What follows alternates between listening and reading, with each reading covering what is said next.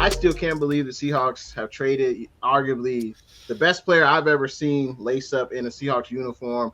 As you mentioned, he has been a thorn in the 49ers side. Well, let's just put it out. Let's just put it out how it is. He's been dominating the 49ers. Let's be real. 17-4 record. Interesting though. They only beat us once in the playoffs. That is kind of interesting. But they've been dominating the 49ers. Obviously, I'm happy to see Russell Wilson go out of the NFC West division. He goes to the AFC West, not too far away. But so, what is the direction of the franchise? And you talked to Seattle Seahawks fans, were people for trading Russell Wilson? Were they against it? They didn't want to pay him that money. What are your thoughts? Man, it's tough. I've talked to a lot of Seahawks people, Seahawks fans. I've talked to other people that cover the Seahawks, and people are kind of split. I think the fan base is really torn, on where they're supposed to lean towards as far as, were they for the Russell Wilson trade or were they against the Russell Wilson trade?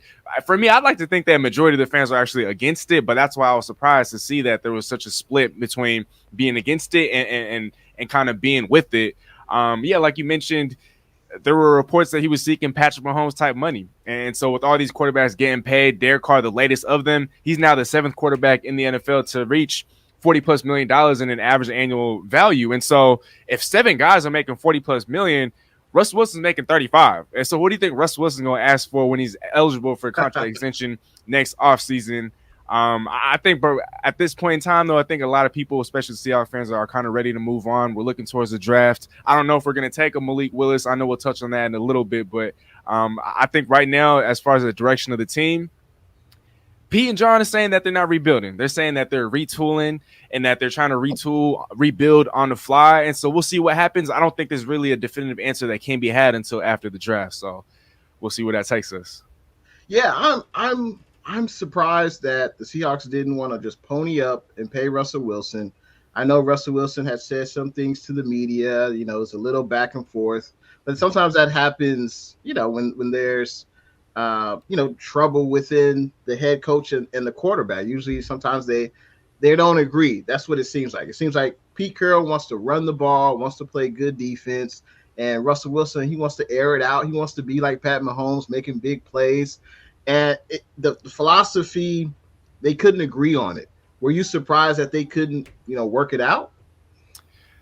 Not really, because I feel like with Pete Carroll, he's very stubborn in his approach, and he hasn't really shown signs of catering to Russell Wilson. I know there was that phase in where Russell Wilson was letting it fly, letting it cook, a couple years ago. And once Russ started struggling, Pete just kind of took the keys away from him. And he was like, nah, you know what? Let's go back to what we do best. And let's go back to, kind of the formula that led us to the Super Bowl and all that success in the past. And so, and because Seattle also wasn't really catering to Russ as far as the personnel department. They weren't, taking his advice, and they weren't willing to build around him. They weren't willing to bring in the players that he wanted. I'm not surprised. This is just who Pete is, and he's very stubborn in his approach. And I could understand Pete's approach if you still had the Legion of Boom defense, that one of the best defenses we've ever seen in the NFL, and you still had Marshawn Lynch in the backfield running the rock. Like, I could see, okay, we're just going to run the ball. We're going to play great defense. But those players are no longer here. And Chris Carson was, starting running back last year. I believe he ended up getting hurt, but Rashad Penny, picked up where he left off. And you guys were still able to run the ball, but I think the defense has really been lacking, since the Legion of Boom has been disbanded. I know you guys signed Kerry Hyder for the 49ers. He had a great career year with the 49ers, and he wasn't able to replicate that with the Seattle Seahawks. So how can this defense, in your eyes, get better? How can they get better? I know you got Jamal Adams, but in other ways, how can they get better? How do you think? I definitely think the draft is going to play a huge role in what this defense is going to look like last year. I mean, like you alluded to, this team was 22nd in sacks last year, 25th in takeaways. And it's hard to look at this team and say, oh, this defense is going to be better, especially when Carlos Dunlap was released, especially when Bobby Wagner was released, especially when DJ Reed was let go. but I just feel like there's still foundational pieces to be had on defense, right? We're talking about Jamal Adams, like you talked about. Quandre Diggs was re-signed. Sidney Jones was re-signed. Jordan Brooks was second in the NFL in tackles last year. Cody Barton in Bobby Wagner's absence was piling up tackles on a regular basis. We look at the defense in that Russell Wilson trade. I think a very underrated player that nobody talks about, Shelby Harris. He's been not dominant, but he's been, I feel like, flying under the radar in Denver. He definitely has a chip on his shoulder.